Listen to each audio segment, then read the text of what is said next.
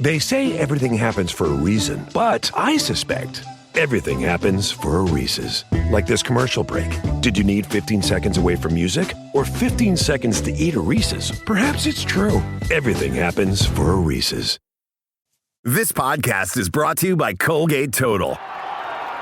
We take oral health as seriously as you take sports. That's why Colgate Total Active Prevention uses advanced technology to help prevent oral health problems like cavities and gingivitis before they start. It's clinically proven to provide 24-hour antibacterial protection with twice daily brushing after 4 weeks of use. So get a winning routine and prevent oral health problems before they start. Shop Colgate Total Active Prevention at a retailer near you. Triple shot half-calf oat milk 2 pumps extra foam. Your coffee order might be getting a little complicated. Your toothpaste doesn't have to be. Arm & Hammer Baking Soda toothpaste keeps it simple with a powerful ingredient that works hard for you. Baking soda. That's why it's the #1 dentist-recommended baking soda toothpaste. As you brush, the baking soda particles dissolve to help break down plaque and stains for a whiter smile. So your teeth can feel clean, look bright, and make brushing a no-brainer. Try Arm & Hammer toothpaste. Simple, powerful, clean. I'm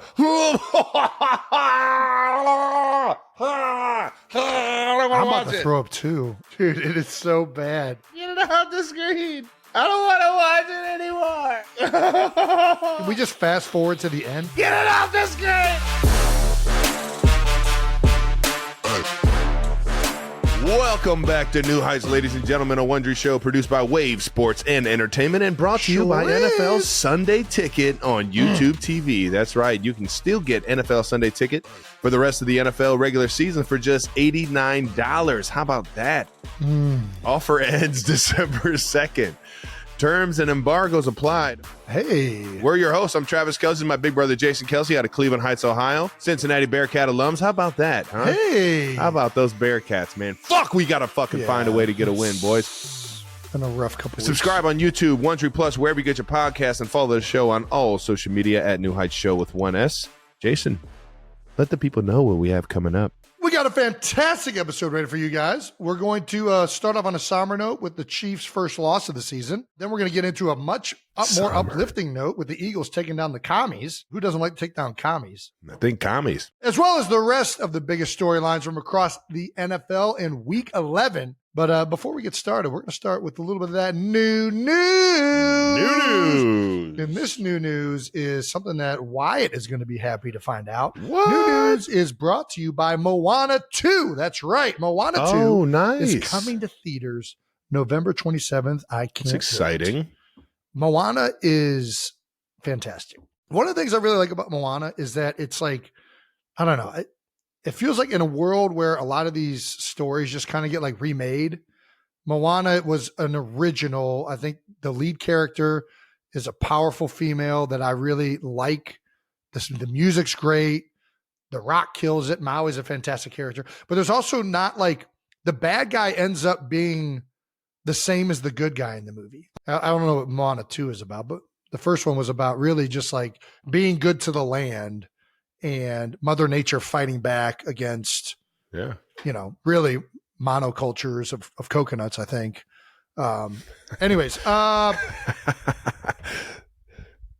Moana 2 coming November 27th. Can't wait to see what this one's about. And if Tafiti is back to needs the heart. What was it missing again? The heart? Something heart. God damn it. The heart of Tafiti. Nice. Yeah. Be good to the land. Anyways, Mama Kelce, new news. Mama Kelce acting debut. Oh, that's right. Mama Donna. Mama Kelce is going to make her acting debut next Saturday. That's right. Next Saturday, November 30th. What? In Holiday Touchdown, a Chiefs love story on the Hallmark Channel. Got to admit, I have not seen a lot of Hallmark movies. I'm excited to watch this one. Mama Kelce's, she owns a barbecue joint. That's right. She's a manager of a barbecue restaurant. Yeah. Mom can cook a lot of things. I don't think she's ever made barbecue a day. Yeah, she's never made barbecue for us. No. I mean, like not even like barbecue sauce. I don't even remember that being like a thing that Mom would do. That was Dad's deal. Dad was like, yeah, leave the barbecue to me. I'll make the sauce at home. I think it's good enough to sell. I think Dude, he wanted you remember that? Dad wanted to sell his own barbecue sauce. He did. And Mom was like, Ed, we can't mortgage our entire financial savings because you want to sell your barbecue sauce. Barbecue sauce was really good, though. It was fucking great. I've had it again. It doesn't taste. I don't know if Dad didn't write down the recipe right. I feel like, sometimes when you're finagling stuff just off the fly, off the cuff, you nail it. That's good. I also we tried to recreate it. We tried to recreate it, and he gave me the list, and I expected it to be like a big head. He's a Kelce. He's finagling everything. He gave me this barbecue sauce recipe, and I was going to try and make it when it was like 4th of July or something like that. And I was expecting it to be like, oh, you got like ingredients. These spices, these herbs, like brown sugar. Ketchup, Bro, brown sugar. This thing is nothing but other sauces and other condiments combined to make one sauce. I'm like, dude, you can't. How many? Scammed us all. You just went to the. He just had Sweet Baby Ray's mixed with fucking. Dude, he just went to the. Hey man, this shit's good as hell. No wonder. He went to the fountain Coke machine at McDonald's and just mixed a bunch of them together. I got my own sauce. I'm not gonna lie. Shit. That's how you got fucking vanilla Coke. That's how you got fucking, you know what I mean? All I know is that it was good. And Dad was on to something. In another world. He figured it out. He figured it out. Big Ed's barbecue sauce could have been a thing, maybe. Yeah. And the word around town was, Big Ed could fucking make some wings, man. He could make wings. Everybody loved those wings. Everybody. The original Kelce mix. Yeah, check out November 27th, as we said. Mom's first acting debut is hitting the big screens. Well, TV screens. I think those go straight to TVs. I don't think that goes to the theater. Yeah, I think they go straight to streaming. But you can see Moana too in theaters. All right now. Jason debuts Santa Drives in the Astrovan. That's right. Yeah, baby. How did it feel being up on stage, big guy? Well, my voice was gone. I lost my voice the previous week. So we talked about this. Yeah, I was really nervous. You didn't do our remedy? I tried. I think I had about, I probably had more honey than Winnie the Pooh throughout the whole evening. You went the honey before. route. You went the wrong route. I did tea and honey. It was both. See, you went tea. You can't. Jason, did you hear anything I said? You didn't fucking listen to anything I said. And you still had a raspy voice. You tried to go the fucking. You're so ridiculous. Between this and then trying to film something else, I could not. Can we turn the sound off for a second while Jason's shaking his little shaker, little banana shaker? Oh, yeah. Right. Look at you. Everybody mute your computer now. Everybody mute. I love your facial expressions. Like, I'm here we so go. nervous right now. Sorry, I'm not sorry.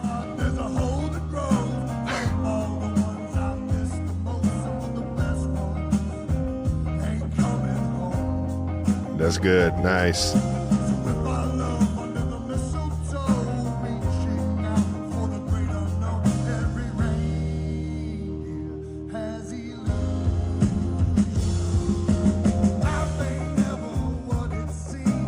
Nice, man.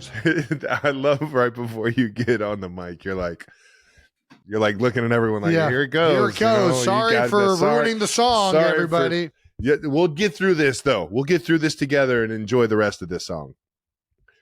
Dude, I did dude. Dude. I could not sing. It was so bad. You just got to go. Honey did not help.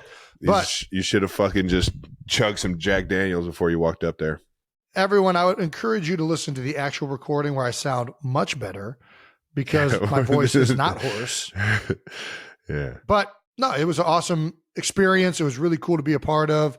Mountjoy is phenomenal. The fact that they lent their time and energy to this effort was fantastic. Yeah, I don't know. The Eagles fans made it special. There was enough energy already because it was the biggest game of the year for the Philadelphia Eagles. So it was just an awesome evening of music and football. Does it feel weird? You've done this the past 3 years. Does it feel weird doing a lot for Christmas, not in December? It does feel a little weird, but you kind of have to do the lead up to it. You have to stay ahead of it. But you know me, I've always loved Christmas. We've always loved Christmas. So, and listen, the previous 2 albums, we've raised over $4 million for God damn 50 different charitable organizations because people have supported the album and bought it and appreciated it. So it makes it a lot easier to do when you know that it's going to make a huge impact in your community. So Santa drives an Astro van, ladies and gentlemen, live at the Linc. The third and final record in the Philadelphia Special Christmas trilogy is out now. So make sure you guys go and check that out. yeah, please support. We've had a lot of support in the past, and we're trying to do it even bigger this year. We have aspirations to do a lot of amazing things for the community. And, the only reason we're able to do any of that is because people support the album, and it's turned into this wonderful Philadelphia thing that I think just is fun. We have a Operation Snowball we're trying to execute on this year. I haven't even told anybody about this yet. I don't even know if I'm allowed to share this, but our goal this year, Operation Snowball, is a citywide special initiative to try and get a gift to every kid in the Philly public schools. So we're partnering with the Philadelphia public school system, as well as some other organizations in the city and people in the private sector, to try and get gifts to every single school for the kids throughout Philadelphia, which is a lot of kids. And the only reason we're able to do that is because the city supports it. People buy the album, they listen to the album. But more importantly, and I really felt this from the moment I got to Philadelphia, it's really just such a city entrenched with pride and joy for itself. Yeah. The sense of community and family is so strong. It is very strong And, out there. Yep. I don't know that it would be done anywhere else, but I think we're going to be able to pull it off with how much, the community is willing to support it. So we appreciate you guys. Really excited to, bring some joy around the holidays to everyone out there. And thanks for supporting. Jason broke a world record. Hey! How about that? Last piece of new news here. Jason is now officially a world record holder. How about that, Jason? Guinness Book of World Records. You made it, kid. On Monday Night Countdown, Jason attempted to break 2 world records. The longest blindfolded catch of a football, that which did not go well. Did not go well at all. Was this inspired by the sun at AT&T Stadium?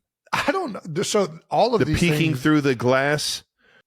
I think it was just Dude Perfect kind of set up a lot of these games, and they were like, "Hey, you're not going to catch this ball, but it's going to look hilarious." So I was like, "All right, I'm game."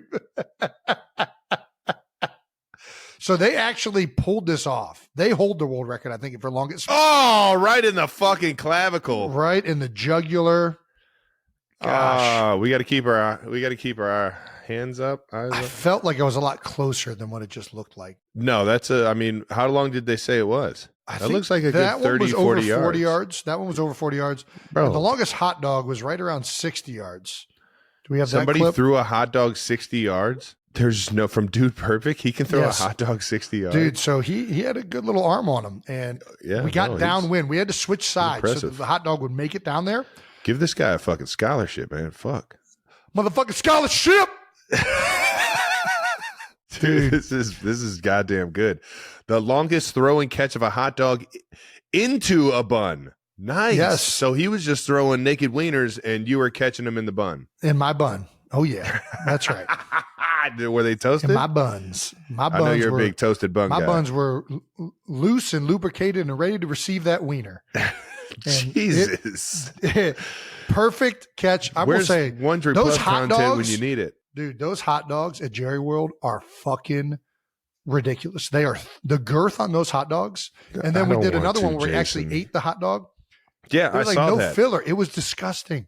It was cold. It was absolutely gross. Now you know exactly what I'm talking about. That's every hot dog. You just finally came to realization. This one just had a consistency to it that was like, hot dogs have like filler in it. Like it's not all meat. The entire thing is filler. But I think that one was a filled up condom. It was too high quality of a hot dog. I think I found out through that eating that hot dog that I like cheap hot dogs.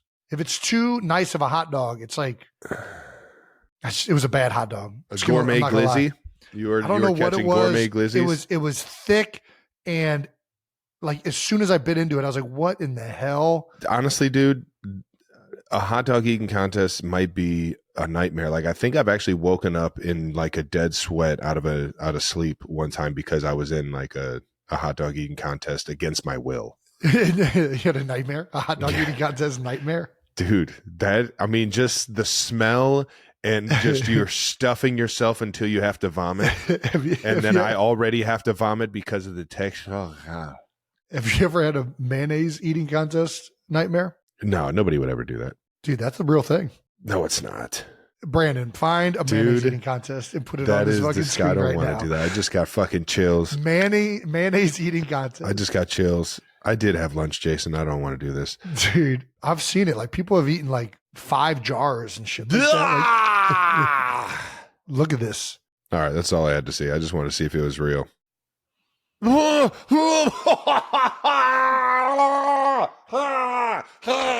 about to throw up too. Dude, what the that fuck? Is so gross. Oh. Yeah. Oh, God. I'm screen. Dude, it is so bad. Screen. I don't want to watch it anymore. Dude, get it out I don't the even screen. get queasy, and this is disgusting. It looks like I'm kind of like tricking myself into thinking she's eating I'm yogurt. gonna close this. I'm like, in my head, I'm like, okay, here. it's actually vanilla pudding. That's the only way I can be comfortable is even fooling that, myself. The texture is disgusting. Oh my gosh. That is so gross. Oh, get it out of here. I like that she just shook her head. Can we just fast forward to the end? How many does she get through? It doesn't matter. That's just foul. Gosh. That's just She's foul. going back? This is like Fear Factor, man. That's so dude, I'm much sweating mayonnaise. now. Gosh. God Why damn is this it. so, like, I watch hot dog eating contests all day and not get grossed out. This is like, there's something just like so repulsive about this. Can I just point out that, like, I'm in a dead sweat. Can you get it off the screen? This is like nails on a chalkboard to me, dude. I can't look up and fucking All right. Mina I think Kunis we're done. fucking just I think we housing need to move fucking on from mayonnaise, this. dude. This is disgusting. 5 jars of mayonnaise in 3 minutes. What the fuck was that? That was you just put me on a roller coaster, Brandon. I feel like I just fucking got tossed around the room, man. God So, yeah. damn it. Maybe now you'll have a nightmare about that. Man, that's really gross. That was so unsafe. For everyone on audio that is not watching this on YouTube, I highly recommend you do not go and watch that. What was her name again? Michelle Lesko? Michelle Lesko. Do yourself a favor and do not watch that clip. And that does it for new news, brought to you by Moana 2 in theaters November 27th. How about that? All righty, bold topics to wrap up week 11 in the NFL. Chiefs recap. Let's get into it, Trav. Bills 30, Chiefs 21. Great game. It was a fun game to watch. Did not turn out the best for the Kansas City Chiefs. The Bills played a great 4-quarter football game. Turnover early, got the ball at half, possessions, didn't have a lot of them. They were doing a good job of keeping our offense off the field, putting together drives. I mean, Hard keep to do against Mahomes Kansas City off defense. the football field, man. Absolutely. And I it was think impressive. I mean, yeah, they were converting third downs, something that I think we didn't do a great job of. They won their one-on-one matchups in a lot of different areas, and it wasn't just in terms of like the wide receiver DB one-on-one matchups. I think it was all over the board and back to the drawing board for sure. I think it was a nice. I don't want to call it a wake-up call because we went into that game knowing that the Bills were one of the top teams in the football in the NFL. Sometimes you just need a different perspective on things, and watching this game back, you kind of see a trend happening over the past like 3 to 4 weeks. And you just got to fine tune things, get back to the basics, get back to the fundamentals. Yeah. And really just get back to going to work throughout the week. And I have all the confidence in the world we'll be better because of this game. But at the same time, hats off to the Bills for showing up, man. Yeah. I have a feeling this is not going to be the last game the Kansas City Chiefs and Bills played this season. And kudos to the Bills. They played great. Josh Allen played fantastic. Like we were saying, they sustained a lot of drives. And the Kansas City defense has been so good. And I don't like the defense didn't play bad. It was more like the Bills just made plays at the right time. Josh played great. This was 2 really good teams going up against each other. And the biggest play of the game, obviously Pat is so good down the stretch with the ball in his hands, and he did it. the drive right before Buffalo scores their last touchdown. You guys drive down and bring the game within 2 points.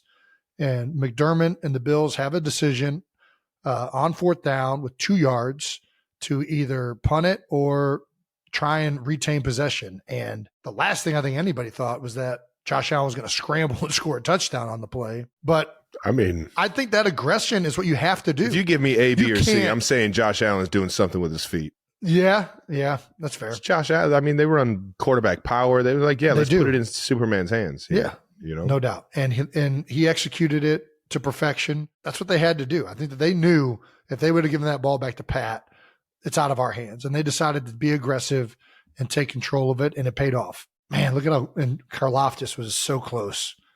If he George. Either way, it was an awesome game. You could see the intensity out there from both teams because obviously you guys have played a lot of meaningful football games against each other. Let's get some post-game thoughts. Mahomes, you can use it as fuel. That's a good football team, so it's nothing to hang your head about. We feel like we can play better, so we'll get back to work and try to use it as a spark to be a better football team in the end. The undefeated thing was cool, but that's not our ultimate goal. I love this, and I think that this is all you can do. You take losses or you take things that you're not operating at the right level or where you want to be at, and you try and become better from it. Yeah. The Bills are a great football team. They are. They're one of the best football teams in the NFL this year, and they're going to be able to win any football game they're in, especially with the guy they got playing quarterback and the team they've assembled. And it's an experience that will ultimately make the Kansas City Chiefs better from moving forward. I really believe that. Yeah. Andy Reid on the undefeated talk, going away, potentially being a relief for his team. He said, I don't really care about all that crap, which, I mean, how much were you guys hearing of the undefeated stuff? Because it feels like there's this narrative out there that was potentially getting in your head. I find that hard to believe that you guys were even thinking about that. You don't think about, I really want to win this game so I can remain undefeated. No, we want to win this game because we have a lot of really close football games against the Buffalo Bills, and we love fucking competing against them because they're one of the best teams in the league. Like I get fired up playing against the best. Playoffs. Yeah. I get fired up playing against the best teams in the National Football League, and I was fired up for this one, and I didn't play my best, and that shit fucking it pisses me off, and it made me, go right back into work on Monday after the game and get after it and find a way to make shit right. Yeah. I think this is something that you won't see out of us in the future. I think we're very confident that we'll get the things fixed. We have all the talent that we need to go and win another Super Bowl. I've been on Super Bowl winning teams. We have enough talent to fucking make a run at this thing. And I think everybody knows that. All we got to do is just be at our best. And that's what we were not for 4 quarters. I mean, there wasn't a single quarter where it was like, oh yeah, we outplayed them. We got them on that one. No, they were out there. They had a little bit more idea of what we were doing, and they were fundamentally more sound in a lot of different areas. Yeah. I put that on myself to be more fun, to harp on the fundamentals throughout practice, make sure I'm getting out there and I'm running around. I'm not just going through the plays, make sure I'm focused, make sure I get the timing down with the quarterback so that, we're on time for Pat, and Pat can be confident in throwing the football where it needs to go. A lot of this shit is just, it's very fixable. And I got all the faith in the world in this team. And I focus on the offensive side, but I got all the faith in the world in Spags and that defense to get it right as well. Well, Andy had a similar message to rookies and newcomers, and really the whole team, I'm sure. You got to dig in. This should hurt. You spend a lot of time and effort preparing for these games as coaches and players. You have to figure out these problems and work to solve them. You can't just say everything's going to be okay. That's how this works. You have to check the ego at the door and do some self-eval, which I think he's clearly saying, similar to what you're saying, is, listen, we've been close to losing some games for the last couple of weeks. And now we finally have lost one. It's time to really focus on what we need to get better at. I don't give a fuck how your body's feeling. I don't give a fuck where your mentality is off the field. When you step in that building, we are here to figure shit out. Yeah. And we are here to get better as football players for the football team. I think that is a mentality going forward that everybody has to be a part of, top down. And I think myself included, I got to be the leader that I've been in the past, and hold myself accountable so that everybody sees how it's done. And knowing that we got a lot of new faces and a lot of rookies and whatnot, and sometimes you just need that smack in the face. It is what it is. Sometimes you need a smack in the face to be able to get punched in the mouth. Yeah, to lock in and know that this is it's a any given Sunday type league. And not saying that team was just any other team, but I do believe we have better players, and we get another shot at that team. I definitely get excited about it. Well, Leo Chanel shared that he and his teammates plan to use their first loss as motivation with the 3-word phrase, remember the feeling. Offensive bright spots. Mahomes got the ball to 11 different players. Guard Mike Caliendo caught a sprint out to convert a third down. This one got me fired up, man. Oh, yeah? That one got me fired up, man. Caliendo's one of those guys. He's right now he's number 6 on the O-line.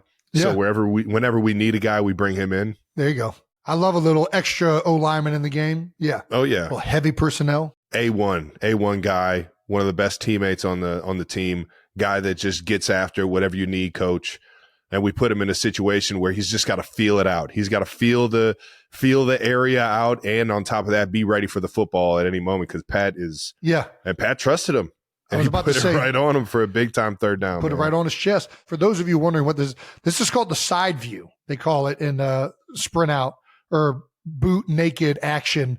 You have somebody that secures the edge for a second, and then it's his job just kind of be like a last minute, like kind of safety mechanism for the quarterback to dot him the ball if everybody overplays the naked action like they do. Do you feel like the Chiefs offense is making progress to where you want to be at in January? Of course. I know it wasn't progress. The game. I don't know if progress is the right word. I think obviously there's good games, there's bad games, whether or not you come out victorious or you're winning your one-on-one matchups. How well did we execute the offense? A lot of people like to go into practices and say, did we have a good practice or a bad practice? No, we just fucking had practice.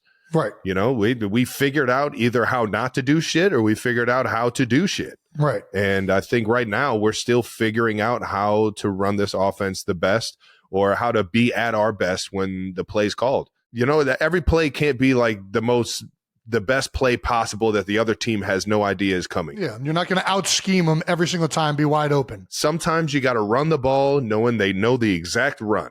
Sometimes you gotta make a play in the pass game when they have everybody covered and the ball's in the air. You have to be able to make shit right.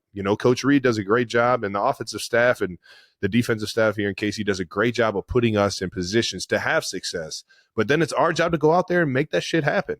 And, that's where I put my pride in making sure that no matter what Big Red calls, we make that shit work. Yeah. And I think Pat he's got the ultimate trump card back there and being able to do that. He's done that throughout his entire career.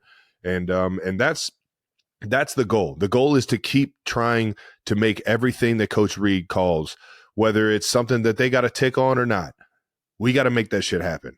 And I think that's the direction that we're going for sure. And to what you just said, that's the thing that's made Pat so unique is, I think Andy is as good at dialing up plays as anybody in the NFL. He's going to get you guys in a lot of advantageous situations. But when it isn't the advantageous situation, that's when Pat really is special. He can then improvise and do things that a defense can't prepare for, because it's going to be something that is unique to that situation. And that's the great equalizer. So, yep. That's the kind of ownership and pride you guys want to have. And knowing as players that at the end of the day, we're the ones out there playing and we got to make things go. So love that. Next week, the Chiefs are headed to Carolina to take on the Panthers. Obviously not the same matchup as the Bills, but it is the NFL, and you will get humbled by any team, especially one coming off their bye. Panthers are coming off their bye, and after beating the Giants in Germany, 2-game win streak. Wow. After I declared the season was over, I did indeed do that. I was mighty hard on the Panthers. Quarterback's playing better. They got some guys back on the defensive side. D-line is a very good D-line. That's where all their horses are. A lot of their guys are up front. They got a very veteran type team. I feel like I've played a lot of these guys on different teams. Vikings, Broncos, kind of all over the league that have had this style of defense, and we're gonna have a fucking challenge. They've seen us at our worst these past couple weeks. We just haven't been playing our best, especially on the offensive side of the ball. And I think that's going to motivate them to feel like they have a chance. It's up to us, man. It's a mentality game, man. We go in there and do what we know how at our best. I don't think there's a team in the league that can beat us. Yeah. Let's move along to the Eagles, baby. Eagles, a little Thursday night football action against the Commandos. Oh, yeah, baby. Eagles 26, Commanders 18. Washington had been they came out the gates hot, and they've had a bit of a up and down the past like 3 or 4 weeks, I believe. Yeah, I mean, they've still been good. The Commanders are a good football team. They really are. They're well coached. Dan Quinn is a phenomenal head coach, and we're seeing how different that Dallas Cowboys defense looks with him not at the helm. I just think he's very good at utilizing guys within his system, scheming things up. There were a number of things he did in this game that stalled the run game out. The run yardage might look good because it ended good at the end of the game, but there were a lot of negative runs and things that they did that I think kind of threw the Philadelphia Eagles off, especially early in the game. And eventually we saw kind of what I think is probably the Commanders' weakness this year, which is the trenches on both sides. I just think that they are a very good team. The quarterback, Jaden Daniels, has played out of his mind for the majority of the season, especially as a rookie. I just think they're going to struggle against teams with good offensive lines and good defensive lines. I just think that they have good players. Their offensive line is filled with a lot of journeymen that have played football in the league for a long time, and they are good players. But on both sides, they're missing just like a couple of those dudes that like you can lean on to like, hey, this guy's going to create movement. We know where to go behind this one. They're just missing a little bit of that. And I think that when teams that are going to be able to win that physicality with them, they're going to be able to put pressure on Jaden Daniels and take him off his rhythm and timing, shut down their run game. Because their run game, a lot of people have been talking about Jaden as a thrower. Brian Robinson and this rushing attack between him, McNichols, and Eckler, all three of those guys, they've been running the ball like crazy. I just think that the Eagles defense has been really clicking as of late. Well, the Eagles are now first place in the NFC East behind only the Lions. Is Nick Sirianni not getting enough love from Philly? You know what? I was listening to WIP this morning. I think the Eagles fan. The fuck is WIP? WIP is the local, like, big sports talk show station in Philadelphia. So they're the ones that have been shitting on them. Well, they control a lot of the narrative, but I will say they usually are. I think WIP is pretty much, for the most part, I don't want to say for the most part, WIP is oftentimes just a reflection of what the fan base truly thinks about the team. Yeah, that's how you keep the fans involved. Sometimes they are wrong. That's how you keep them listening. Sometimes they are wrong. See, that's what I mean. I told you, Sirianni is done.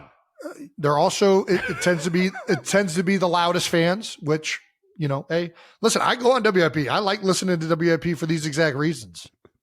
I like hearing those perspectives. But I think Nick was facing a lot of criticism for the end of last year and early on this year. He made a lot of fourth down calls that just haven't gone their way, and he's faced a lot of criticism for that. A lot of fans have been saying, you know, what does he do? He's not calling plays anymore. What is he doing as a head coach? It's so unfair. It is. It's very unfair. It's so fucked. And Nick is really, that narrative is starting to flip. Obviously, when you win games, that's all people care about.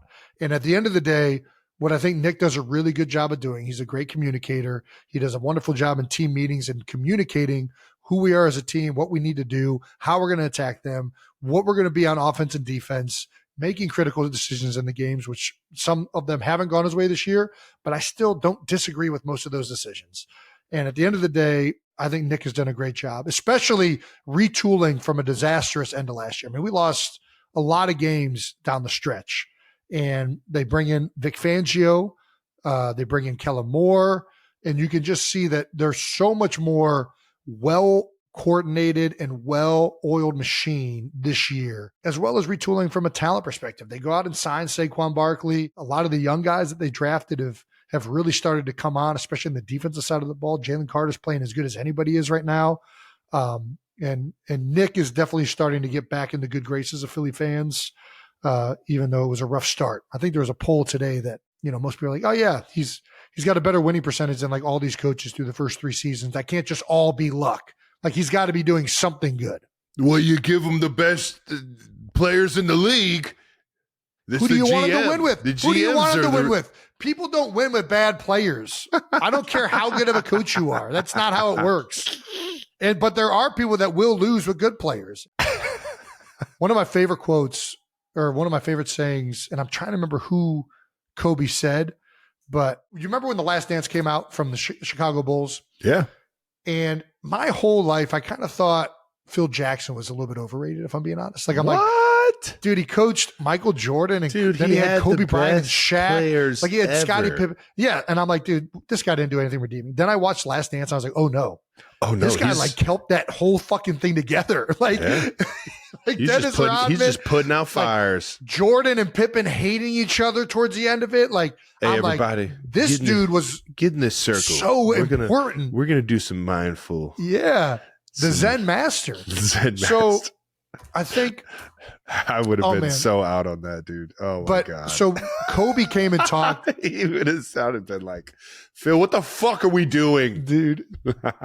Kobe came and talked to the team one year, and he talked about this narrative that Phil Jackson isn't a good coach because he's always had good players. And Kobe's like, well, who do you want him to win with? You wanted to win with? And he named like somebody, and I can't remember who. I don't want to throw shade at whoever basketball player he did name, but he was like, that's not how it works. You have to have good players to win, right? But at the end of the day, he won, and there's a lot of coaches that didn't. So I think, Nick has put together for the most part of his triangle offense, career. Jason. Everything's geometry. You got to understand, you got to spread the floor out. Give two guys freedom. Everything outside of that, we just need cutters, guys in the right place at the right time, knocking down open shots. Well, Nick Sirianni's offense. Get in the paint and elevate, son. What are we doing? Well, it's the easiest shot in basketball. Get as close as you can. I think, Michael, show him how it's done. God damn it. All right, boys, we're going to implement the triangle offense. Yeah, that's a long-winded way of saying that, like, at the end of the day, Nick Sirianni's been on some really good teams in Philadelphia. Yes, they've had really good players. Howie Roseman and the personnel department have done a great job, as well as the coaches, of building a roster that is going to be, synonymous with the team and way they want to play football. And I think that right now they're really starting to come together. They found out their identity on offense. Saquon Barkley is a big piece of that. Speaking of Saquon, he rushed for 146 yards and 2 tutties against Washington. Man, this guy is fucking balling, man. Couldn't have happened to a better guy, man. We had him on the podcast in the offseason, and I think we both realized it right then and there that we were like, damn, Philly just got a fucking they just stole from the entire NFL, man. Yeah. And you could tell how just down to earth he was and how much of a teammate he was. He had been dealt with some injuries over there in New York, but it's just awesome to see him get this thing going. Game sealing 39-yard touchdown late in the game. Shout out to Cam Jurgens on blocking the safety. Oh, yeah. Twice on this play. Dude, he blocked him twice on this play, and he got him the play right before this. They ran this play 2 times in a row. This is the second version of it. They ran this play, I think, 3 times in the game that I saw. Yeah, he obliterated. You just see the offense, just everybody's creating grass. Half of their team is outside the numbers. Yeah. And when you get a defense trying to play their gaps so far that they're like damn near on the sideline, it just creates so much room for a guy with speed and vision to be able to work with, man. They're playing this like 4-minute defense. They got the dime in front 8 there, in and the box. safety's down, weak side. And Cam does a great job of getting up to him. His hands are so strong. He has that great like 3-inch punch that is just so violent when he connects. He launches guys in space. God damn. So they ran that play. The play right before, they ran that exact same play to the left. And Cam, if Landon would have held onto that block, they probably would have scored on that play because he did the exact same thing to the guy. Just launched him. Yeah, check this out. Bow.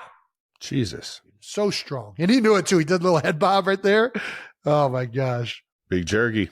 Beef jerky. Jerky jerkins. Huh. Jesus, kid. Man, right in Get the up, ribs. get up. Make a play. Fuck, I'm back on the ground. Man, that's Yeah, tough. Saquon as had a couple safety, big man. ones at the end of the game. He had that one, and then the play right before that he scored the touchdown on. Not right before that, but the drive before that when he scored the touchdown on. They had been, when teams play a shell, like let's say we're 2x2. I don't know if this is worth getting into, but you run a zone play weak side, and that nickel plays the B gap late to the weak side. You know what I mean? Yeah, I hear you. We call it a nosy nickel. They were doing that a bunch, and that ball was getting so close. Like Saquon had like 2 or 3 that could have been huge hits right through that B gap. Yeah. For Devontae the first time, if he just would have dug the nickel out just a little bit harder, that would have been explosive. Then there was another one where it just kind of got in the way enough, right? Where it ruined the run. Right before it, he scores a touchdown on it. I think they got confused. I don't know if Bobby didn't know that they were rotating down to the tight end, but they didn't have anybody in that B gap, and it was a out the gate 25-yard touchdown, whatever it was. But anyways, they really should have done better on the ground. I thought Dan did a really good job of scheming some things up, but I came away from the game. I mean, this was really positive. Saquon is so good, man. The speed and jumping over people, that's a lot of the stuff that people notice watching him. What I notice is he's got such good vision. He makes so many plays and makes reads that I've never seen or played with a guy make. I mean, you could argue LaShawn was as good at it. LaShawn was maybe the shiftiest guy I've ever seen play football, but Saquon does so many things. He's patient when he needs to be. He gets through the hole with explosion when he needs to. He hits it front side or backside. He's running duo. He can get it to that backside, which is so hard to see. He just does a phenomenal job of creating runs. And combined with this offensive line and the quarterback they have and the threat he is, good luck, So anyways. Well, Saquon's rushed for 1,000 yards, 1,137 yards and 8 touchdowns so far this season. Just 175 yards behind his season best with 6 games left?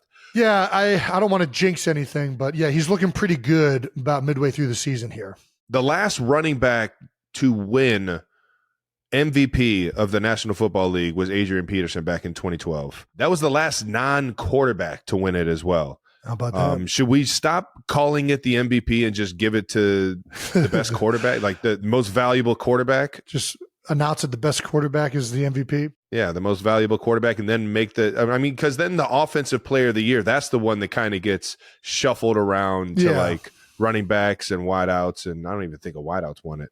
But yeah, I don't know.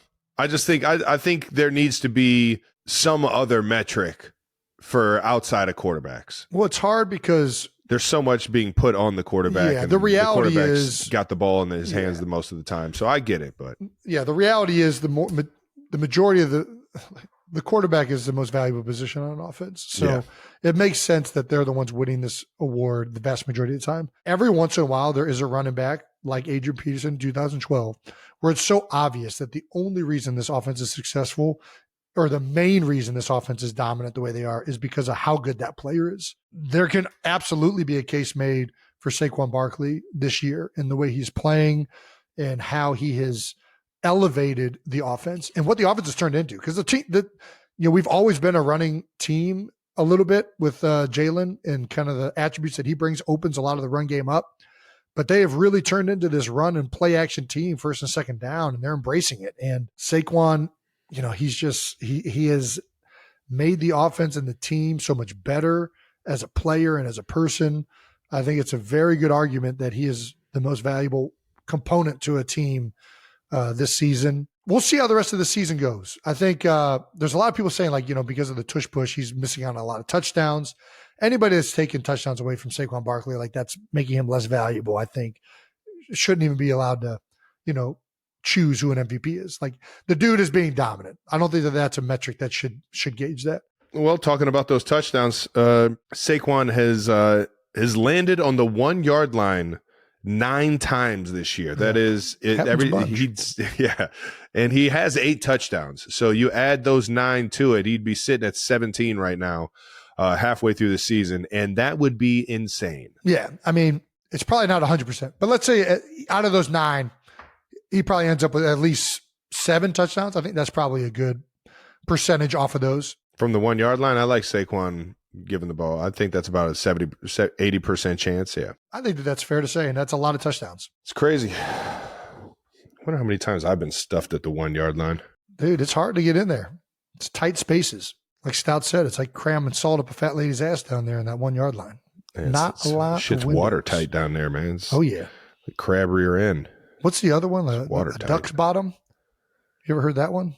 There's something with a duck in a bottom. Anyways, yeah, next week the Eagles head to Los Angeles to take on the Rams. Nice. Unrelated question, who's going to win the NFC West? Great question. I mean, it's a race over there with the Niners and Seahawks and Rams. This. I think it might be the Cardinals. Cardinals are going to find their way out of there. I mean, they already got a game up on everybody, right? They're leading. They're leading. I want to see Kyler continue to play the way he is. Like, at the end of the day, you just have to see it proven. You know what I mean? And the 49ers have proven it more over the past few seasons. Matthew Stafford has proven it in the past, and Sean McVay, as well as, the Seahawks and Geno. Both of those teams have proven it, have a track record. They've won Super Bowls. They've been in Super Bowls. Cardinals are hot right now. But the Cardinals are hot. Jonathan Gannon has them playing really well. They have a great running game, and Kyler Murray's playing really well right now. So yeah, he is. It'll be interesting to see. But if they keep playing like this, I think it's the Cardinals. Yeah, there you go. Eagles right behind the Lions over there in the NFC. Who would have thought?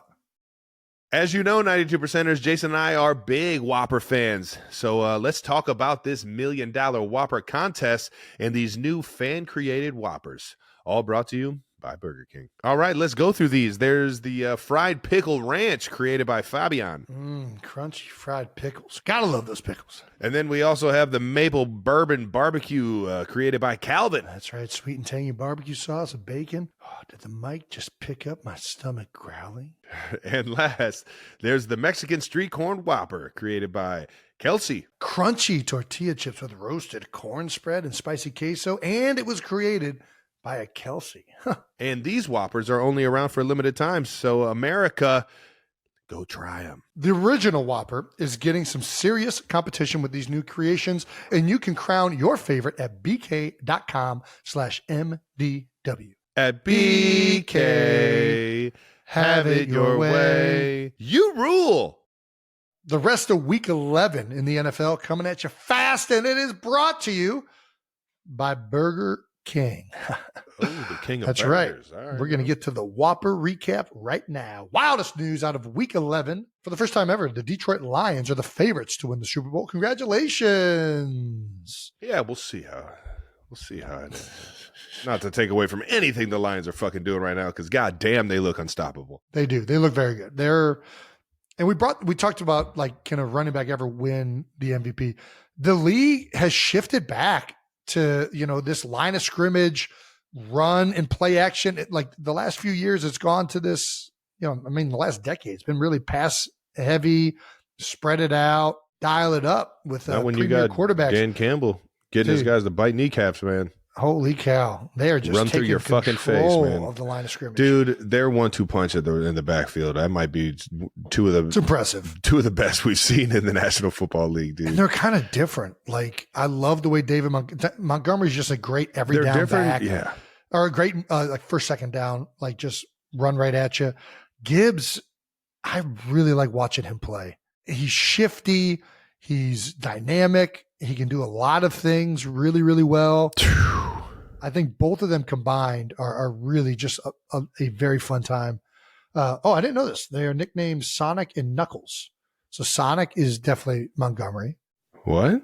Gibbs kind of reminds me of like Knuckles. I could see that. I think you got it twisted. Sonic is the fastest of the bunch. Yeah, but like Sonic doesn't, when I think of Knuckles, I think more of shiftiness from what I remember from those games.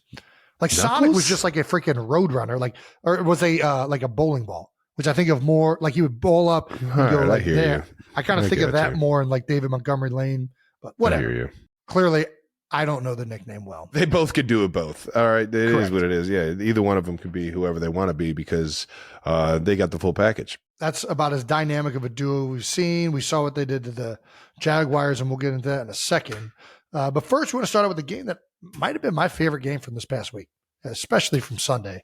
Steelers beat the Ravens. There's something about Steelers and Ravens game. It's always tight. Come on, man. It's always physical, like that AFC North style of play that we grew up watching in Cleveland. AFC North, man. And it did not disappoint. My goodness. When you're playing, especially when you're older, and the chippiness happens on the field, I feel like a lot of times you're like, dude, will you stop with the nonsense? Like, what are you doing being ridiculous You know what I mean? Like, can we just play football? Why you got to get into all this other stuff? I haven't felt that yet. That's the way I was. Now I find myself like, dude, I love it. I love when people are like getting in each other's faces and talking trash. Like Broderick Jones going at it with Humphrey. They got to get warned because they're about to get kicked out of the game because they're jawing at each other and hitting each other after the whistle.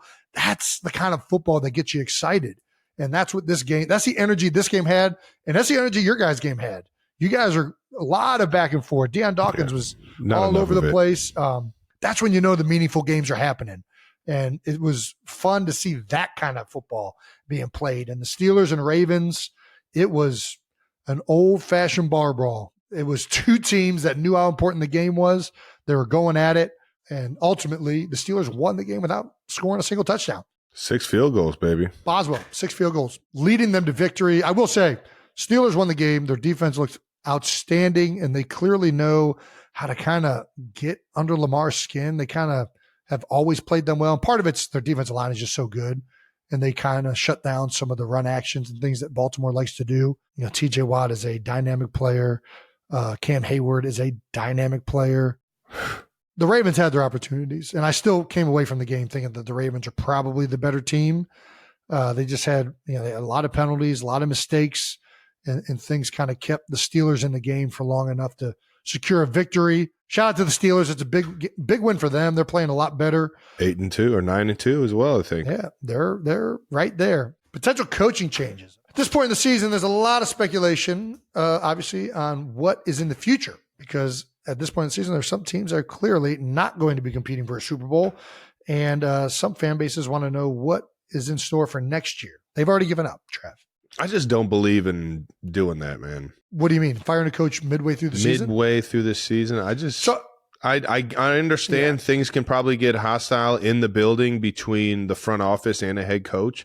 And I understand that could be a part of it. But if you don't know the direction you're going in the future, to just fucking can a guy and make everyone's life that much harder, to change the scenery that much, I don't see the benefits of it. I think for me, I've also never been a part of a team where listen, you've Andy Reid, pretty good. You guys have had the coaching thing figured out. First of all, I agree. I think most of the time it does not I don't like firing a head coach midway through the season.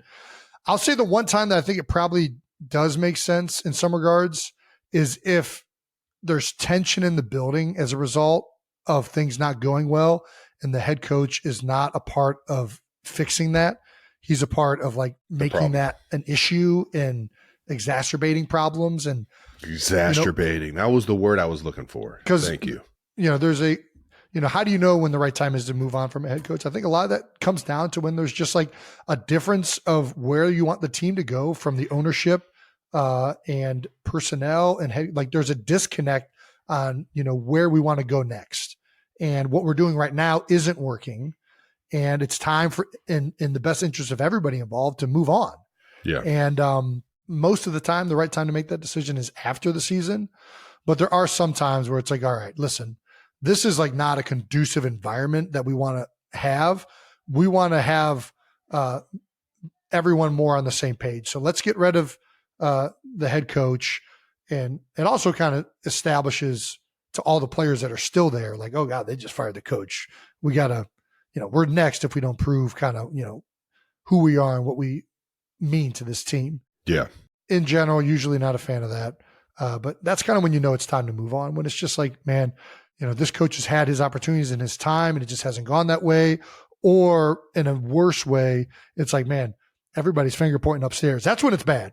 When people are finger pointing upstairs, all the coaches in front office doors are closed instead of open. It's not a good sign. Yeah. Another blowout loss. So I guess these are who we're talking about. My man, Doug Peterson in Jacksonville, lost 52-6 to the Lions. Another blowout loss. I mean, listen, it has not gone well for the Jags this year. And I think there's a number of reasons for that. Listen, I played for Doug. I know the type of coach he is. I know how much he cares about his players and the value he brings in that position. Oh, yeah. I will never not be willing to play and suit up for Doug Peterson. I'm right there with you, brother. Because of the type of guy he is and the way he coaches the game. So it hurts me that they're struggling down there in Jacksonville. And, ultimately the head coach bears the brunt of all this stuff. That's part of that position. But it's hard for me to go there with Doug because I know what a fantastic, phenomenal coach he is. Another one that people are talking about is, the situational failure with the Bears and Packers. Bears are now 5-17 in one-score games under Eberflus since 2022. Man, that's rough. There was another stat out there that really is just like luck just hasn't been on his side late in the games, man. I will say that stat that he's been in that many close games, and like I just think that Eberflus is a defense. I think there was another stat saying that he's had the most like 90% chances to win and bad errors. Yeah. I mean, I forget what it was, man. And I had the fortune of meeting Coach Eberflus over the offseason. He's a great actually dude. at the Kentucky Derby, man. I met him at the Derby. Great fucking guy. You could tell the guy just fucking loves ball, man. We were hanging out, talking ball just about the entire time we were around each other, man. Dude, he used to be the linebackers coach in Dallas, and he would coach Sean Lee and a bunch of those guys and give me fits. He's a fantastic coach. And defense has not been the issue for the most part in Chicago. They've played defense pretty well. They've really struggled offensively. And again, ultimately, the head coach is kind of the one that bears everything. The fact that they're in that many one-score games, though, tells me that the defense has been playing well. They've had opportunities. They just haven't been able to execute. Obviously, there's the one glaring one that they kind of messed up on with the Hail Mary and even the play before the Hail Mary against Washington earlier this year. The blocked field goal, I don't know how you put that on Eberflus, but I guess you put everything on it. Fucking paw in the air, man. You can't just fucking right? Like it's not even like they got penetration. How did Eberflus not tell them to not let them put their hands up? Keep the hands down on field goal. Yeah, he's been hit with a bunch of things that just I feel like have been out of his control. But there's so much to go into all of a football game, all four quarters of a football game. And like you said, man, the head coach he's going to take the wrath. Yeah, he's going to take the beating if something's going on. Yeah. So I don't know. The one thing with Eberflus that's, and listen, I think he's a fantastic defensive coach. They just invested a lot of money into Caleb Williams. So they need to figure out something that's going to make that kid thrive. And maybe that's, if it's not the offensive coordinator, you got to hire a guy and steal him from an organization that is a proven offensive mind, in my opinion. I think you have to figure that out just from like a resource allocation, right? They need and want Caleb Williams to pan out. They're going to have to figure out a way to make that happen because they got players over there. Like there's weapons over there, and DJ Moore and Keenan Allen.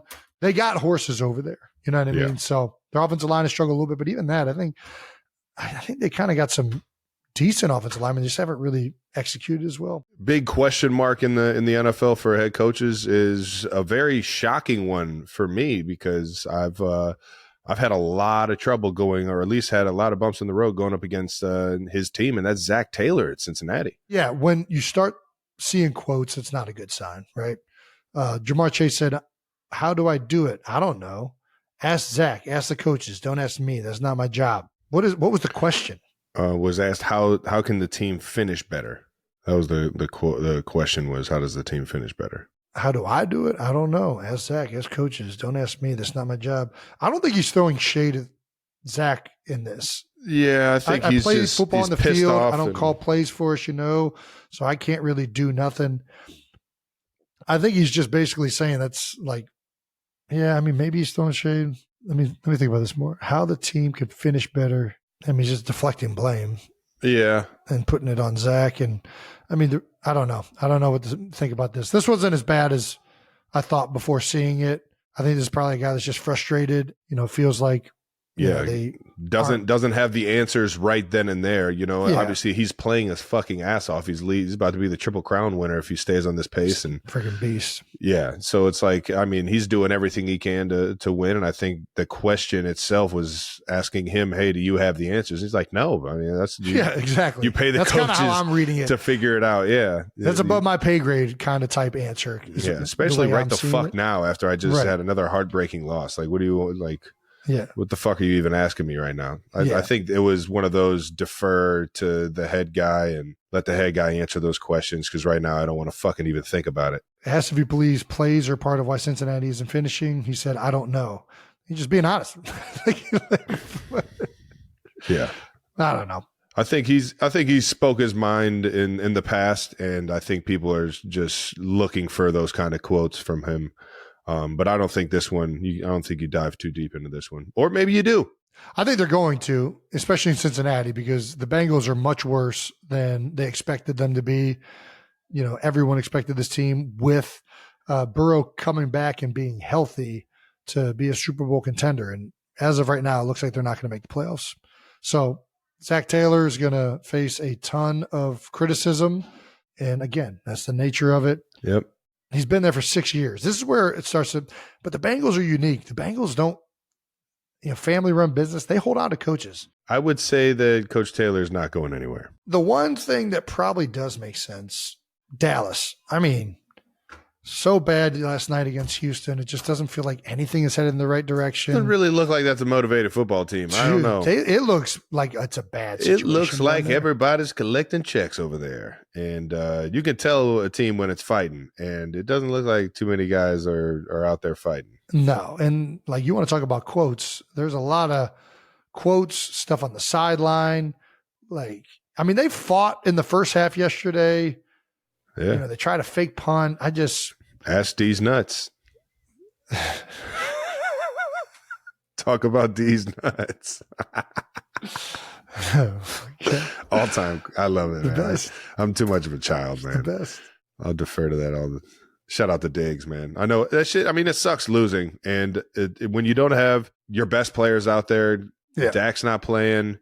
It's tough, man. It's tough. CeeDee Lamb's out there trying to make shit shake as much as he possibly can. And same with the run game.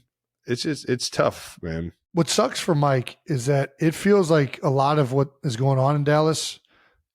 And listen, Dak hasn't played as well as everybody expected this year. It feels like a lot of it's personnel driven. Like they had opportunities to sign guys this offseason. They chose not to. They trusted the guys they had in the building. And a lot of those young guys and people that they trusted just have not played at a high level. And I don't know that you can blame Mike McCarthy for that. Maybe you can. I don't know who's making those decisions. Brandon saying, yes, you do. Our resident Dallas fan, intern Brandon. I think it's more Jerry's fault. That's kind of what I'm getting at. Like, Jerry's the one who's making all of these decisions. He's the one who created this fucking stadium so that the sun would peek through. He's the one that doesn't want to do maintenance on the ceiling. If we want to get rid of Mike McCarthy, go for it. I do think they just paid Dak all this money, similar to Caleb Williams.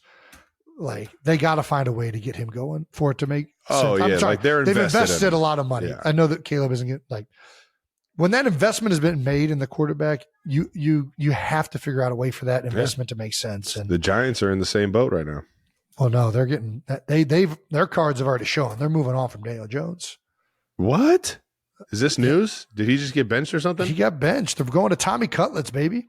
What? Shut the. You didn't. I swear to God, Tommy Cutlets is back in it. You didn't hear this? No, man. Yeah, baby. Not only did they bench Daniel Jones, they didn't even go to Drew Lock. They went straight to Tommy Cutlets. Listen, I'm like, what is going on? They just want those shirts. They want everybody in the stadium like, hey, we know we're not very good.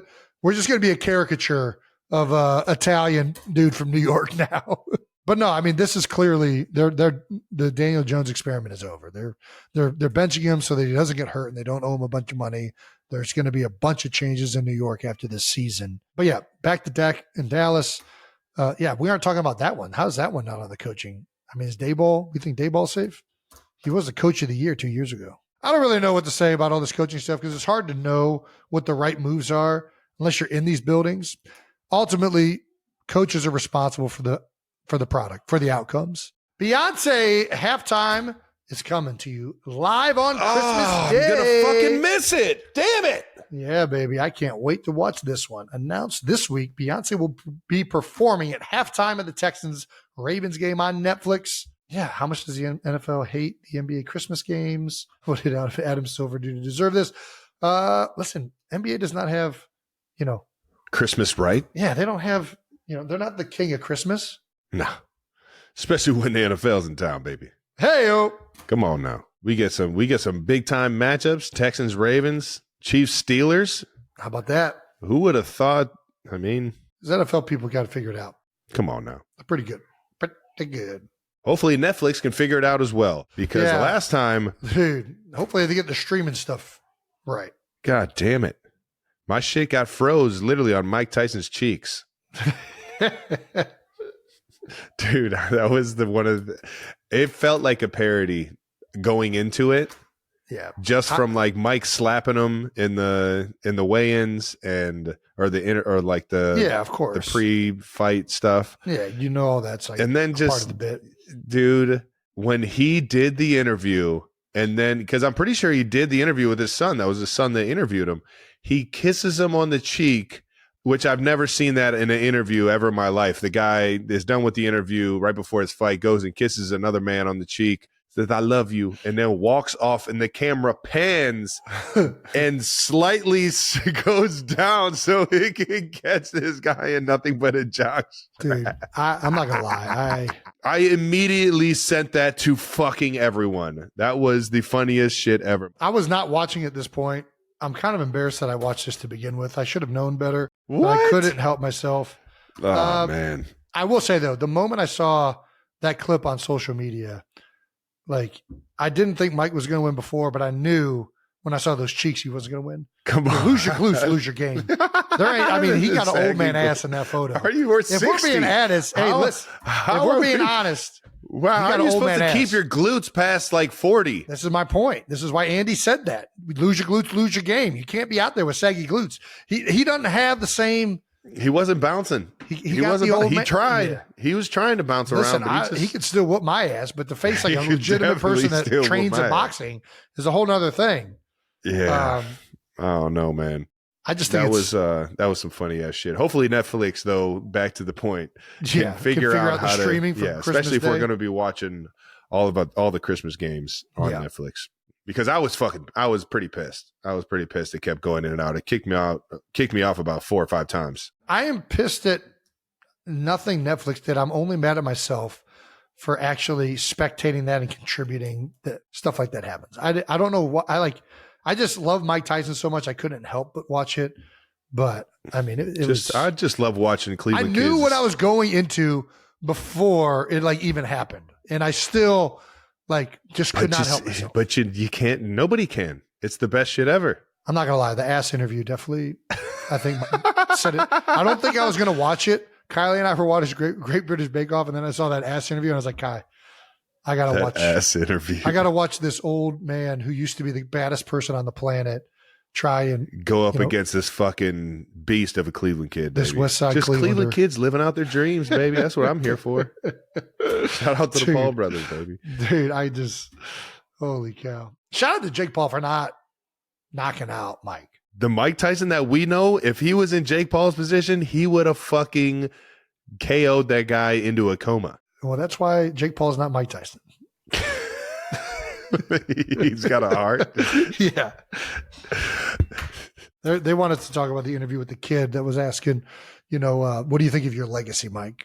And Mike said, but I'm talking about the vicious Mike Tyson. Yeah, that's a different level. Yeah.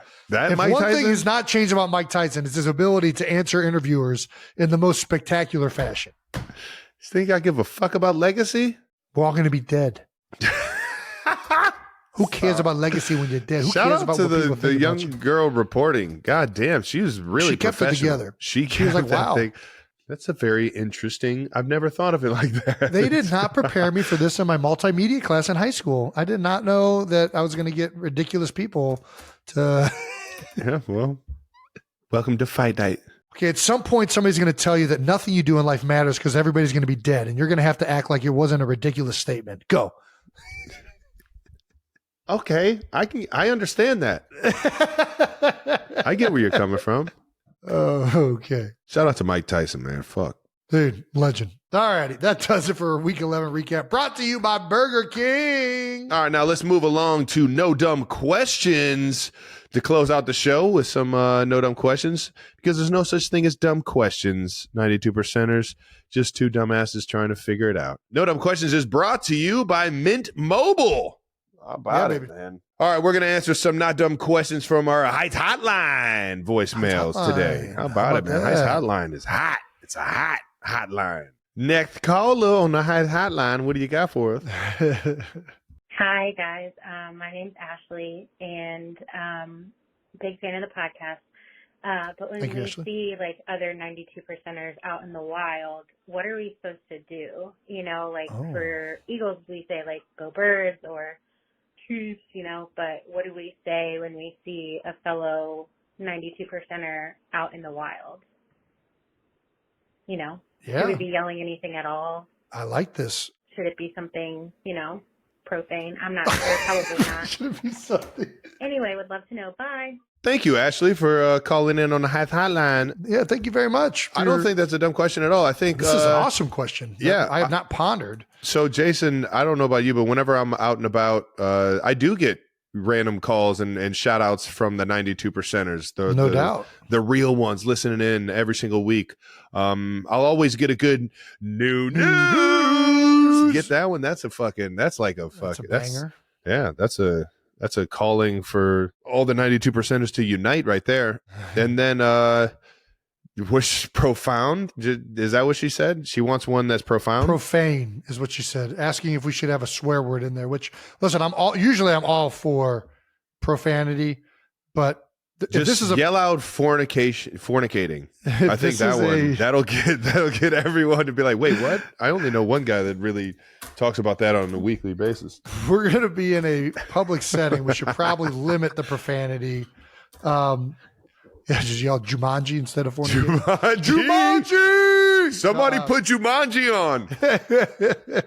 You know, for some reason, what I thought of right away. So New Heights is obviously an ode to Cleveland Heights, where we grew up. The Heights, baby. What do Heights, no matter what, like class you're from? Heights, hey! Heights, hey! Like, Heights, hey!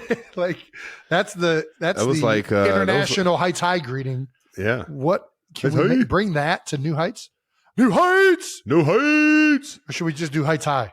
I think New News is probably the best one. Well, New News is definitely the one that everybody goes, but New News always does it. How about you guys send us some recommendations? How do you guys greet each other out in public when not just us? What do you guys say to each other? What are the first things that you bond over when you see somebody wearing some New Heights apparel or somebody you know that watches the show? That's a tough one to answer for us. And I don't know that we have the credentials. The power to make such an audacious decision for our fan base. There we go. Why don't we get another one? You hit us with another one, Matt. Hey, guys, hoping you can answer a question that's causing a bit of a disagreement between me and the wife. Okay. When is the earliest appropriate time to put up the Christmas tree? Am I being a complete Scrooge by saying we should wait at least until after Thanksgiving? Thank you, and go Birds. I think Thanksgiving has always been the date. In the Kelce household, Thanksgiving was the day. Yeah. I mean, preferably you put it up on Christmas Day. We never stay true to this tradition. It up on Christmas? Or Thanksgiving, sorry. Put it up on Thanksgiving Day. So I like the tradition. We have never done this in our house, but maybe we actually will get it done this year, where after Thanksgiving's over, you put the Christmas tree up. I like that tradition. I think that's a good one. You know, Thanksgiving's really the start of Christmas season. We would have the Christmas tree already up, though. No, but you got the Christmas tree. You've bought it already, but it hasn't been put up, right? Maybe you buy it, the day I'm pretty sure we put it up, like a few days before, and then the ornaments, and you dress the tree. It. That's Ed Kelce question. Thanksgiving is definitely, to me, the pinnacle day that you're really that's the start of Christmas season. I sit here advertising a Christmas album that is. I'm also not trying to see Christmas lights in the beginning of November. You know, I just don't. I'm kind of with you. Don't do that to me. Don't ruin Thanksgiving. Let Thanksgiving be its own thing. Let it be. Its lead up. It's beautiful so good on its day. own. You have Halloween, Thanksgiving, and then right after Thanksgiving, I mean, the moment that turkey goes down your gullet, parents get to force their kids to eat stuff that they don't want. To teach them lessons in life. To be thankful. Let Thanksgiving be its own day. Hey, Jason and Travis. This is Lisa from Akron, Ohio. Akron. Okay. Love you as people and love your show. Rubber Bowl. My relationship question for you. Oh, they want to hear from the ladies, man. Who don't love to do chores, and I told them when they're older, they're going to have to be doing them around the house anyways. So I wondered, very old-fashioned. What chores did you do growing up around the house, and do you do them now as an adult? Oh man, I don't. Yeah, you got to understand, you know, you got to understand yes, I did do chores. So I started off as a child having to do chores. I feel like that's very good, important lessons that I learned from mom and dad. We've both expressed the stuff that our father used to have us do in spreading mulch outside, cutting the grass with just a blade lawnmower, engineless lawnmower, raking leaves. You know, that was all the outside stuff that dad didn't want us to do. Yeah, vacuuming. We never really did the trash. No, because Big Ed, he was always up early. He was the first one up. He was always the one taking trash out. And mom did do our laundry too, which shout out to mom. But shout out to mom. I wish mom kind of made us do our laundry because I'm awful at doing laundry. It's not that hard, Jason. I know. I just suck. It really isn't that hard at all. I'm not good at it. Every now and then I'll get into it, but I say that I did it at a younger age because now I just I'm so busy, and I like naps. There's so many services that just do things better than me. They fold better. Yeah. Put shit away better. It's just everything's just way more organized when I'm not doing that. Not that I can't do it because mom taught us very valuable lessons in being able to do this on our own if we needed. And there's times where, you just wait the count. The one thing Kylie makes me do is trash. Like that is firmly my job. Nice. And I suck at it. I miss it all the time because we're traveling right now, but I try to really stay on top of the trash, taking the trash down. And embracing that. Not that I am trying to do the dishes all the time, but I've done them occasionally. Kylie hates when I do the dishes. Why? She just has OCD about getting all the food off the plate before you put it in the dishwasher. And the dishwasher instructions clearly state to not do that, to put it in the dishwasher, it gets cleaner without doing that. So really, it gets cleaner without doing that? I'm just saying what the instructions say. I'm an instruction follower. Yeah, that's how they sell you. That's how they get you. That's what it says. It says somehow using soap and scrubbing it off first and then putting it in there for some reason. I don't know why, but that's what they say. Oh, Kylie's getting mad at me right now. She's got OCD about cleaning stuff that I can't really. Stop fucking exposing me, you dick. All right, well, keep your hands off the dishes, Jason. Fine, I won't do the dishes. You should do your chores if your parents tell you to do your chores. And for all of you that don't live with your parents now and have a fucking messy house, figure it out. Look at my new boots. Oh, beautiful boots. Oh, beautiful gloves. Oh, look at your hat. Sorry about that. I was showing a pair of new boots, new gloves, and new hats. Trevor, you frozen? No. That does it for No Dumb Questions. Brought to you by Mint Mobile. Keep calling in on that Heights hotline, ladies and gentlemen. We love listening to all your guys' questions, whether they're dumb, intelligent, or just weird. Thank you guys for calling in. That wraps up another episode of New Heights, everyone. Make sure you're subscribed on YouTube to the New Heights channel and follow New Heights on the Wondery app or wherever you get your podcasts. Reminder, you can listen to new episodes of New Heights early and ad-free now by joining Wondery Plus in the Wondery app or on Apple Podcasts. Once again, New Heights is a Wondery show produced by Wave Sports and Entertainment and brought to you by NFL's Sunday Ticket on YouTube TV. Yeah, buddy. Right now, you can get the Thanksgiving sale price of just $89 for the rest of the season at youtube.com/NH. Get it now, right now. Offer ends December 2nd. Terms and embargoes apply. No cancellations, device, and content restrictions apply as well. Follow the show on all social media at New Heights Show with 1S for fun clips throughout the week. 92%ers. And thank you to our production and crew for always making us look better than what we really are. See you guys next week.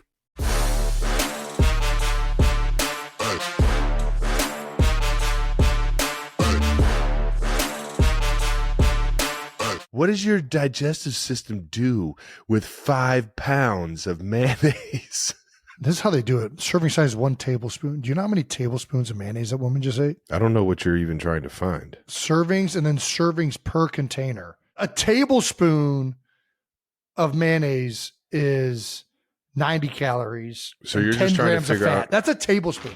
That woman, 10 grams of fat in one tablespoon? That's what I'm saying. This woman just had what? That's what I'm trying to say. There's no way. you can digest that much fat. So she had 2,052 grams of fat in one jar. 252 servings times 10 grams is 2,520 grams of fat per jar. She ate 5 of them. That woman had 12,600 grams of fat in 3 minutes. I'm good with aioli. It's the exact same thing. I don't know how you can't get over this. No, it's a different taste. What is mayonnaise? Can we Google that real God quick? damn What's it, mayonnaise? no. Do you think they got any mayonnaise in Moana too?